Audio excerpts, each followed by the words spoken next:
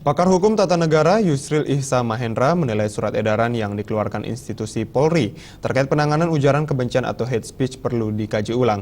Menurut Yusril, menangani kasus hate speech masih dapat diselesaikan secara baik-baik tanpa harus melalui jalur hukum.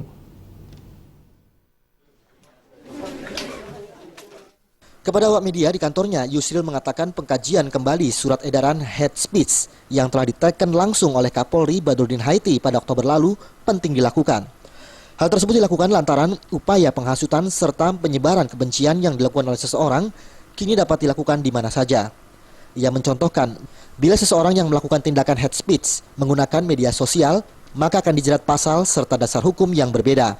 Apabila yang bersangkutan melakukan tindakan hate speech secara langsung kepada masyarakat, oleh karenanya, seharusnya sebelum mengeluarkan surat edaran tersebut, Polri harus melakukan konsultasi kepada para ahli.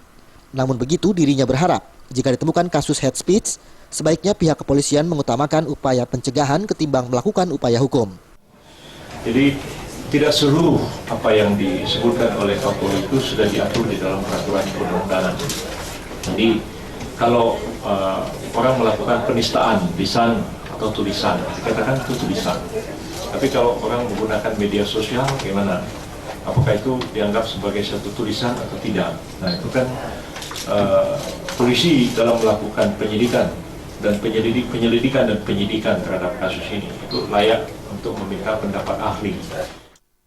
Sebelumnya Kapolri Badrodin Haiti telah mengedarkan surat edaran terkait hate speech yang ditunjukkan kepada internal Polri terkait provokasi, penghasutan, pencemaran nama baik, penghinaan, serta penistaan.